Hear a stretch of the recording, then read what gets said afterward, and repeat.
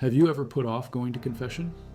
Told yourself you would go next week, next month, when things calmed down? Maybe you convinced yourself your sins were not that serious. Maybe you said God already knew your heart, so why bother with the formality? In 1515, in the walled city of Ávila, Spain, a girl was born who would one day see exactly where that logic leads. Her name was Teresa de Tepeda y Ahumada. History would call her Saint Teresa of Ávila. The Catholic Church would name her a doctor of the Church. But for 18 years of her religious life, she lived in spiritual mediocrity, trapped between knowing what God asked and refusing to fully surrender. She did not refuse loudly, she went through the motions, she said her prayers, she attended Mass, she confessed technically, but she held back the deepest truth. She kept parts of herself locked away from God, telling herself it was fine, that she was not sinning gravely, that her attachments were harmless. Then God showed her what happens when you keep putting it off. If you value documented Catholic history like this, subscribe. It is the best way to support our work. Also comment from which city you are hearing this from. This script is researched and factual, using sources from Teresa's own autobiography, The Life of Saint Teresa of Jesus, completed in 1565 and preserved by the Discalced Carmelites, along with documentation from her first biographer, Francisco de Ribera, who interviewed witnesses who knew her personally. Now back to the information. Teresa entered the Carmelite Convent of the Incarnation in Ávila on November 2nd, 1535. She was 20 years old. She had not wanted to be a nun. She chose it because she thought it was the safest path for someone as prone to sin as she believed herself to be. Not because she loved God more than the world, but because she feared hell more than she loved either. The convent held 140 nuns. It was not the austere monastery you might imagine. Nuns arranged their veils attractively. They wore jewelry. They entertained visitors in the parlor, including young men. Prestige depended on money, not piety. Days were set for fasting and silence was maintained during certain hours, but there was no designated time for mental prayer. The divine office was sung with elaborate ceremony, but the inner life, the real conversation with God, was left to individual initiative. Teresa learned how to pray from a book her uncle gave her, The Third Spiritual Alphabet by Francisco de Osuna. She began practicing mental prayer, trying to keep Jesus Christ present within her. She described her imagination as dull. She had no talent for great theological thoughts, but she tried. Then her health collapsed. 3 years after entering, she fell gravely ill. The doctors could not diagnose it. Some said it was tuberculosis. Others thought it was a nervous breakdown from the strain of trying to please God while being pulled toward worldly things. Her father took her to Bequedas for treatment by a quack doctor. The treatment nearly killed her. She had seizures so severe that people thought she was dead. They dug her grave. 4 days later, she woke up. She was paralyzed for 3 years after that. You would think suffering like that would drive someone to God. For Teresa, it did the opposite. She stopped praying. Completely. She told herself she was too sick. She could not be alone enough. She was not healthy enough. The pain was too much. She needed to focus on recovery first. Then she would get serious about prayer later. Later never came. When she finally recovered enough to move around, she did not return to prayer. Instead, she returned to the parlor. The convent needed money, and Teresa was charming, beautiful, intelligent, witty. Visitors came to see her, supposedly for spiritual guidance. They brought gifts, they flattered her. And Teresa, who had entered the convent to escape the world, found herself enjoying it all over again. She confessed regularly. She told her confessors about her vanities, her frivolous conversations, her attachments to certain visitors. They told her she had not sinned. Technically, she had not committed mortal sin. She was obeying the rules of the convent. She was not breaking her vows. Everything she did was permitted. But she knew, deep in her soul, she knew she was not giving God everything. She was trying to reconcile the life of the Spirit with the life of sense. She wanted God, but she also wanted the approval of people. She wanted intimacy with Christ, but she also wanted the flattery and attention that came with being the favorite nun in the parlor. For 18 years, this went on. 18 years of going through the motions. 18 years of confession without full conversion. 18 years of knowing what God was asking and refusing to give it. Her father died. She nursed him in his final illness. His confessor, a Dominican friar named Vicente Barron, became her confessor. She made a full confession to him, giving him an account of her whole life and admitting that she had abandoned mental prayer. Father Barron charged her to resume her prayer immediately. Never omit it, he said. Go to communion once a fortnight. She obeyed, sort of. She started praying again, but it was torture. She writes in her autobiography that she dreaded the hour of prayer more than any penance. She would rather have endured physical suffering than go to the oratory to pray. Why? Because in prayer she saw herself as she really was. She saw her attachments. She saw her vanity. She saw the gap between the graces God was giving her and the lukewarm response she was offering in return. She felt these graces as a fearful kind of torment. God was blessing her abundantly in prayer, giving her moments of quiet, moments of union, but she kept running back to the parlor. She kept seeking out the conversations that fed her ego. She kept putting off the full surrender God was asking for. She confessed more frequently. She read constantly. But she often did not venture to pray because of the bitter anguish that came upon her when she realized she had offended God. Even her tears and contrition made her angry with herself. This is the trap. This is what happens when you keep putting off real confession, real conversion. You get stuck in a cycle. You feel guilty, so you confess. You feel better for a moment. Then you go right back to the same patterns. You tell yourself you will change next time. You tell yourself God understands. You tell yourself it is not that serious. Teresa knew better. She had been a nun for 18 years. She had access to the Sacraments. She had spiritual directors. She had every advantage. But she was spiritually paralyzed, just as she had been physically paralyzed years before. Then two things happened that changed everything. The first was a book, St. Augustine's Confessions. Someone gave her a copy of the full Spanish translation. She read about Augustine's life before his conversion, the women, the philosophy, the pride, the resistance to grace. And she saw herself. I was very fond of St. Augustine, she wrote, for he was a sinner too. The second was an image, a statue of the wounded Christ. She saw it one day and something broke inside her. The suffering of Christ displayed so clearly, the love that endured such pain. And here she was, holding back from him over what? Flattery? Approval? Pleasant conversations? She threw herself down before the image and wept. She begged God to give her the strength she could not find in herself. She told him she would not get up until he gave her what she needed to finally, fully surrender. This was around 1554. Teresa was 39 years old. She had been in religious life for 19 years. And for the first time, she stopped holding back. But even then, even after that moment of surrender, the real battle was just beginning. Because now God started giving her visions, locutions, interior experiences that were undeniable and overwhelming, and everyone around her thought she was possessed. Her confessors became afraid. One of them, convinced her visions were demonic, ordered her to make an obscene gesture called the fig every time she saw Jesus. Point your finger at it in scorn, he said. Be firmly persuaded of its diabolic nature. If you do this, the vision will not recur. Teresa cringed, but she obeyed. She made the gesture, all the time apologizing to Jesus. Jesus did not seem upset. He told her she was right to obey her confessor. But the visions did not stop. They increased. The entire city of Ávila was troubled by reports of visions at the convent of the Incarnation. Some called her a fraud. Some said she was deluded. Some said she was a victim of Satan. They sent a Jesuit to examine her. Then another, then another. She writes that she was more afraid of those who were terrified of the devil than she was of the devil himself, because their fear made them irrational. They saw demons where God was working. They condemned what they did not understand. For 2 years, she endured this. 2 years of being censured for her austerities, ridiculed as a hypocrite, examined like a specimen, all while trying to navigate visions and locutions she did not ask for and did not fully understand. But through it all, she kept confessing. She hid nothing from her confessors. She laid open the whole state of her soul.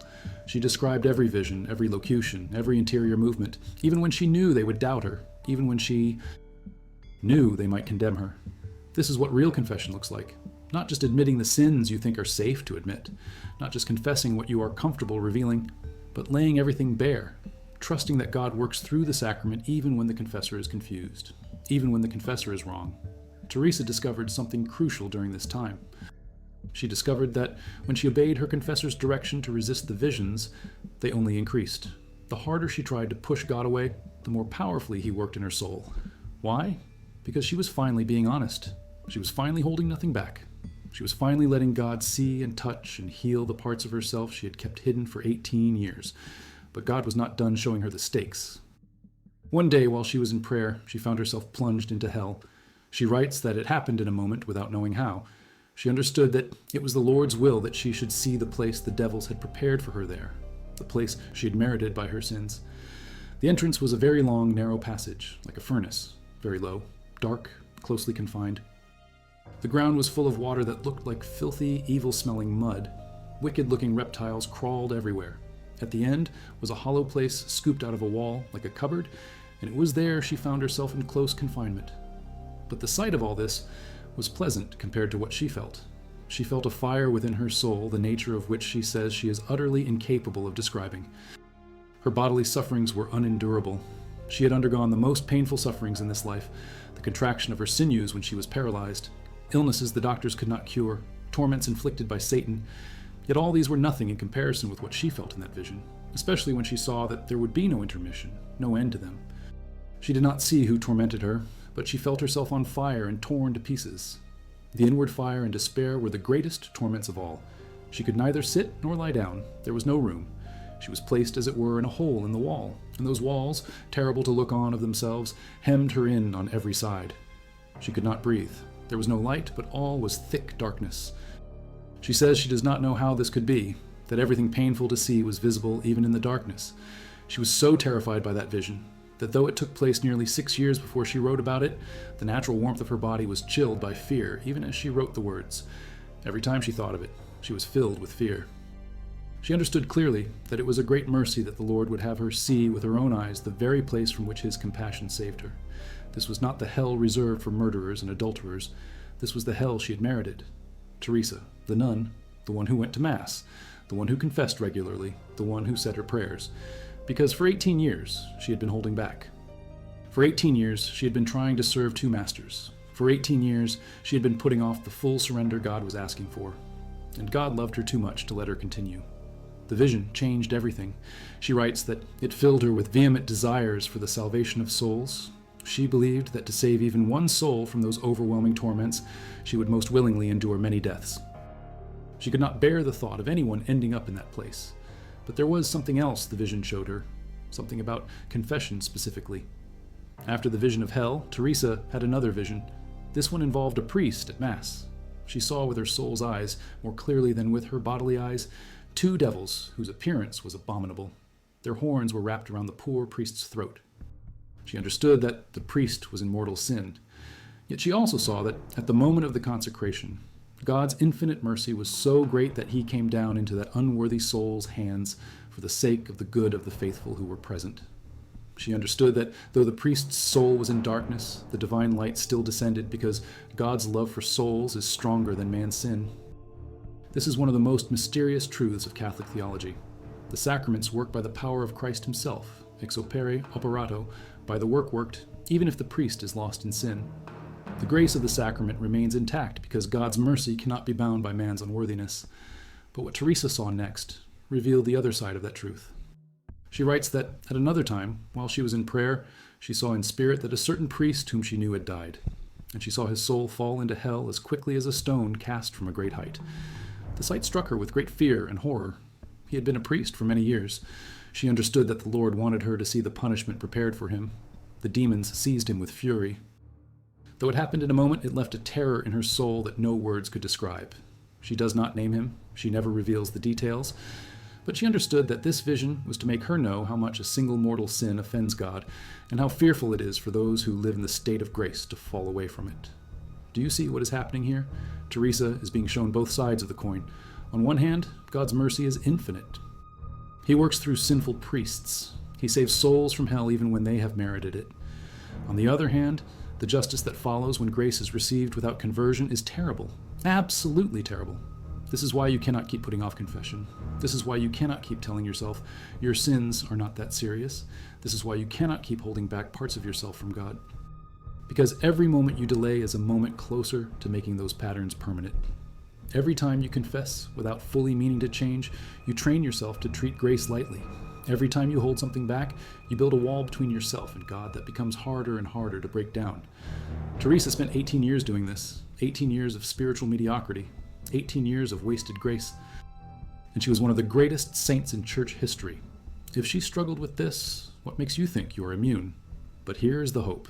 Here is why Teresa's story matters. She did not stay stuck. When God finally broke through, when she finally stopped holding back, the transformation was complete.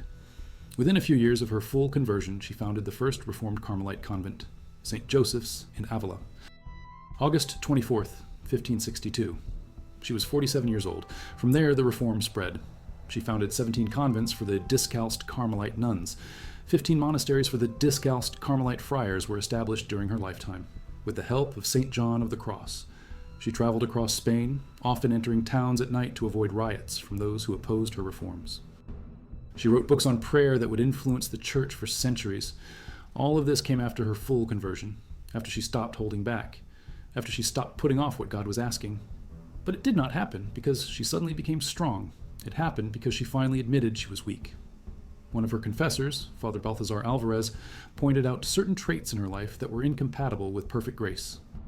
He told her to beg God to direct her to what was most pleasing to him. He told her to recite daily the hymn of Saint Gregory the Great, Veni Creator Spiritus. One day, as she repeated the stanzas, she was seized with a rapture in which she heard the words, "I will not have you hold conversation with men, but with angels." In an instant, God gave her the freedom she had been unable to achieve through years of effort. The attachments that had bound her for 18 years were broken, not because she tried harder, not because she made better resolutions, but because she finally, fully surrendered. After that, God always came first in her life. This is what happens when you stop putting it off. This is what happens when you bring everything to confession. This is what happens when you trust that God's mercy is bigger than your sin. Teresa's friends did not like what was happening to her, and they got together to discuss some remedy for her. They concluded that she had been deluded by the devil. They sent Jesuits to analyze her. They gossiped. They mocked. They condemned. But Teresa kept confessing. She kept laying everything bare before her spiritual directors. She kept obeying even when the obedience seemed absurd. She kept trusting that God works through the sacrament. And slowly, the truth became undeniable. The visions were real. The graces were from God. The transformation in her life was supernatural. By the time she died on October 4th, 1582, at the age of 67, Teresa of Ávila had become one of the most influential mystics in church history. Her body was found incorrupt years later. Her heart, showing the marks of the transverberation, is still exposed for veneration. She was beatified in 1614, canonized in 1622, and declared a doctor of the church in 1970. But none of that would have happened if she had kept putting off what God was asking. None of that would have happened if she had stayed comfortable in her spiritual mediocrity. None of that would have happened if she had not finally brought everything to confession and let God break down the walls she had built.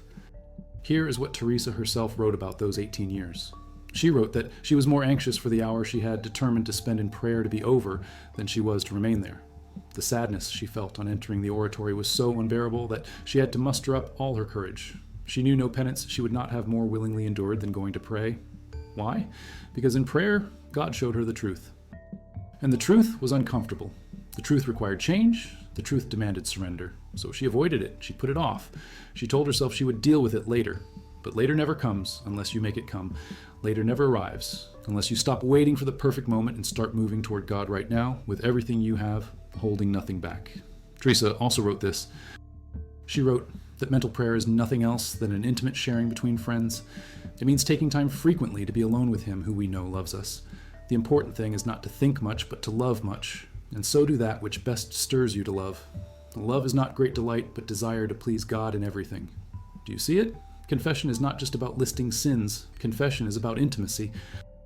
It is about being alone with the one who loves you and letting Him see everything. The good, the bad, the ugly, the shameful. Everything. When you hold something back, you're not just keeping a secret. You're refusing intimacy. You're choosing to keep God at arm's length. You are saying, I want your grace, but I do not want to fully know you or be fully known by you. And that is the tragedy of putting off confession. Not just that you stay in sin longer, but that you miss out on the intimacy God is offering. You miss out on the friendship He wants to have with you. You miss out on the transformation He wants to work in your soul. Teresa also had another vision that is relevant here. She saw her soul as a brightly polished mirror. In the center of the mirror, she saw Christ in such a way that He filled the mirror, front and back. At the same time, she understood that this mirror was completely engraved upon the Lord Himself by means of a very loving communication. Then she understood that mortal sin clouds the mirror, leaving it black. And for a soul not in mortal sin, the Lord is constantly present, giving us being. Think about that. Every moment you delay confession, you're walking around with a clouded mirror. You can still see. You can still function. But the image is distorted. The reflection is dim. You cannot see Christ clearly because the sin is in the way. And the longer you wait, the more used to the distortion you become. You start thinking this is normal. You start thinking this is good enough. You forget what clarity looks like. Teresa forgot for 18 years. 18 years of looking in a clouded mirror and telling herself it was fine. Then God showed her hell. And she remembered, there is one more vision we need to talk about. One more piece of evidence Teresa left us about what happens when you keep putting it off. She writes about a donor named Bernardino de Mendoza who gave property to found her convent in Valladolid. He died shortly after making the donation, before he was able to make a proper confession. Teresa saw his soul in purgatory. She understood that he was saved from hell only because she was able to arrange for a mass at the earliest possible moment after his death. That mass, offered immediately, pulled him from the flames. But he was still in purgatory. Still suffering? Still paying the price for putting it off. This is documented in Chapter 10 of Teresa's Foundations. This is not legend. This is not pious fiction. This is the testimony of a doctor of the Church, writing under obedience to her superiors, describing what God allowed her to see. Do you understand the stakes now? Do you understand why you cannot keep putting it off? Teresa also describes another encounter. On the night of All Souls, she was in an oratory saying devotional prayers at the end of the breviary. Satan put himself on the book before her to prevent her from finishing her prayer. She made the sign of the cross and he went away. She returned to her prayer and he came back. This happened 3 times. She was not able to finish the prayer without throwing holy water at him. At that moment, she saw certain souls come forth out of purgatory. They must have been near their deliverance. She thought that Satan might have been trying to hinder their release by preventing her from finishing her prayers. Do you see it? The prayers matter, the masses matter, the confessions matter. Every moment of delay has consequences not just for you, but for the souls depending on your prayers. This is why Teresa became so urgent about prayer after her conversion. This is why she founded convents with such strict enclosure. This is why she insisted on hours and hours of mental prayer every day, because she had seen what was at stake. She had seen hell. She had seen purgatory. She had seen souls falling like stones. And she knew that every prayer mattered. Every mass mattered. Every confession mattered. She writes in her autobiography, "I am filled with fear when I see that, after frequently reading books which describe in some manner the pains of hell, I was not afraid of them, nor made any account of them. Where was I? How could I possibly take any pleasure in those things which led me directly to so dreadful a place? This is the question we all need to ask. Where are we? How can we possibly keep delaying confession when we know where that delay leads? How can we keep holding back parts of ourselves from God when we know the stakes?" Teresa answers her own question. She says, "Blessed forever be you, O my God. And oh, how manifest is it that you loved me much more than I loved you. How often, O Lord, did you save me from that fearful prison, and how I used to get back to it contrary to your will. God keeps saving us. He keeps pulling us back. He keeps offering grace after grace after grace. But there comes a point where we have to stop running back to the prison. There comes a point where we have to stop putting it off and finally, fully surrender." For Teresa, that point came when she was 39 years old, 19 years into religious life, 18 years of spiritual mediocrity behind her. But the moment she stopped holding back, everything changed. She writes that she experienced such fervent impulses for the good of souls that she believed she would willingly die many deaths to deliver a single soul from the torments of hell. After all, if we see anyone on earth who is especially dear to us suffering great trial or pain, our very nature seems to move us to compassion. And if his sufferings are severe, they oppress us too. This is what real conversion looks like, not just feeling sorry for your sins, not just resolving to do better, but being so transformed by God's mercy that you become desperate for others to experience it too. Teresa saw hell and it broke her heart. Not for herself, though she had been shown her own place there, but for everyone else, for all the souls who were putting it off, for all the people who thought their sins were not that serious, for all the ones who were holding back from God. She could not save them by keeping her visions secret. She could not help them by staying comfortable. So she wrote, she founded, she reformed, she taught. She poured out her life for the salvation of souls because she had seen what awaited them if they kept putting it off. And here we are, over 400 years later, still reading her words, still learning from her mistakes, still being warned by her visions. So the question is simple. Are you going to keep putting it off? Are you going to keep telling yourself your sins are not that serious? Are you going to keep holding back parts of yourself from God? Or are you going to do what Teresa finally did? Are you going to bring everything to confession? Are you going to let God see the whole truth? Are you going to stop waiting for the perfect moment and start moving toward him right now? Because there is no perfect moment. There is only this moment, this choice, this confession. Teresa's confessor, Father Balthazar Alvarez, told her something she never forgot. He said that when she had visions, she should obey whatever direction he gave, even if it seemed absurd. And she did. She made obscene gestures at visions of Jesus because her confessor told her to. She resisted graces because her confessor told her to resist them. And through that obedience, through that trust in the sacrament, even when the minister was confused, God worked. The same is true for you. You do not need to understand everything. You do not need to have perfect contrition. You do not need to be free from all attachments before you go to confession. You just need to go. You just need to bring everything. You just need to trust that God works through the sacrament. Teresa writes one final thing that we need to hear. She writes about the souls she saw coming out of purgatory on All Souls Night. They were near their deliverance, just a few more prayers, just a few more masses, just a little more time, but they could have avoided purgatory entirely if they had not put it off while they were alive. They could have gone straight to heaven if they had made proper confession before they died. Bernardino de Mendoza died before he could make proper confession. He was saved from hell, but only barely, only because Teresa acted immediately. Only because someone prayed. Do not count on someone praying for you. Do not count on having time to make it right later. Do not count on anything except this moment, this choice, this opportunity to bring everything to God. In 1588, 6 years after Teresa died, her autobiography was finally published. For 437 years, people have been reading her account of those 18 wasted years. 437 years of Catholics learning from her mistakes. The book is still in print. The Carmelites still preserve her original manuscript. Scholars still study her spiritual doctrine. And the warning is still the same. Do not put it off. At the Metropolitan Museum of Art in New York, there hangs a painting from the workshop of Peter Paul Rubens. It shows Saint Teresa interceding for souls in purgatory. The painting was made in the early 1630s, based on Rubens's original altarpiece, now in the Koninklijk Museum in Antwerp. The theme comes directly from Chapter 10 of Teresa's Foundations, the account of Bernardino de Mendoza barely escaping hell. The painting shows souls caught in flames reaching up toward Teresa as she intercedes before the throne of God, their faces twisted in agony, their bodies consumed by fire, waiting, suffering, paying the price for putting it off. And above them, Teresa, the nun who wasted 18 years, the woman who saw hell with her own eyes, the saint who became desperate for souls because she knew what awaited them. She is not looking at the camera. She is not posing for the artist. She is looking up, interceding, begging God to have mercy on the souls who put it off just like she did. 400 years later, the painting still hangs. The warning still stands. But there is more to Teresa's story, more about what happened during those 18 years and the exact price she paid for putting it off. Teresa writes in Chapter 8 of her autobiography about a particular friendship that became a stumbling block. She does not name the person. It was someone she met in the parlor, someone whose conversation she enjoyed far too much. Her confessor told her the relationship was harmless. Other nuns saw nothing wrong with it. But Teresa knew in her soul something was wrong.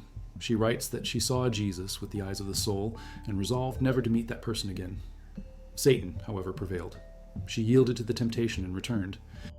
Then, while in the parlor with that person, a great toad crawled toward them in the sight of everyone there. She recognized this as a warning from God. But even this did not restrain her. She frequented the parlor as before, warning after warning, grace after grace. And still she put it off. Still she convinced herself it was fine. Teresa living what she calls a double life. Experiencing graces in prayer, then running back to the parlor to feed her ego. Her heart became so hard that she could not shed a tear even if she read the entire Passion of Christ. She was trapped, paralyzed spiritually just as she had been physically years before. Then came the critical moment around 1554 when Teresa was 39. She encountered an image of the wounded Christ showing his suffering in vivid detail. She saw his wounds. She saw the pain he endured for her sins, for her delays, for her 18 years of putting it off. She threw herself down and wept. She begged Christ to give her strength because she could not find it in herself. She would not rise until he gave her what she needed to never offend him again. This is documented in Chapter 9 of her autobiography. The moment of her second conversion based on love, not fear. But even after this moment, patterns built over years do not disappear overnight. God began giving her visions, locutions, raptures. Everyone thought she was demon-possessed. For 3 years, from 1554 to 1557, she endured being examined, questioned, condemned. When Father Balthazar Alvarez was away, another priest became convinced Satan was deceiving her. He ordered her to make the fig gesture, an obscene sign of contempt every time she had a vision of Jesus. This was a great hardship, but she obeyed. She made the gesture while apologizing to Jesus. The graces multiplied. The more she resisted, the more powerfully God worked. Even during sleep, her prayers seemed continual. Though she obeyed her confessor, our Lord reassured her in another way and taught her what to say. Teresa writes about the transverberation of her heart during this period. She saw an angel with a long golden spear with fire at the point. The angel plunged this spear several times into her heart and penetrated to her entrails. The pain was so great it made her moan. Yet the sweetness was so extreme that one could not wish to be rid of it. This intimacy, this union, this consuming love, Teresa had been missing it for 18 years. She could have had it earlier if she had not put it off. Her heart, showing the marks of this transverberation, is still preserved in Alba de Tormes, physical evidence of what happens when you let God all the way in. Teresa died on October 4th, 1582, in Alba de Tormes. She was 67 years old. She had spent the last 28 years of her life making up for the 18 she wasted. 28 years of founding convents, reforming the Carmelite order, writing books on prayer, directing souls, interceding for the dead. The last words she spoke were, "My Lord, it is time to move on. Well then, may your will be done. O my Lord and my spouse, the hour that I have longed for has come. No more putting it off, no more delays, no more holding back, just complete surrender, complete trust, complete love." Her body was found incorrupt when they opened her grave. This is documented by multiple witnesses. The Carmelites preserved her body, and it remains incorrupt to this day, over 400 years later. Another physical sign that God honors those who stop putting it off and give everything. She was beatified on April 24th, 1614, by Pope Paul V. She was canonized on March 12th, 1622, by Pope Gregory XV. Her feast day was fixed on October 15th, and on September 27th, 1970, Pope Paul VI declared her a Doctor of the Church, the first woman to receive this title. All of this came after she stopped putting it off. All of this came after she brought everything to confession. All of this came after she let God see the whole truth. The painting in the Metropolitan Museum shows Bernardino de Mendoza's soul being pulled from the flames of purgatory by Teresa's intercession. But there is another detail in that painting that is easy to miss. In the background, barely visible, are other souls. Souls who were not so fortunate. Souls who put it off too long. Souls who died before they could make proper confession. Rubens included them as a warning. The same warning Teresa tried to give in all her writings. The same warning that echoes through 4 centuries of church history. Do not put it off.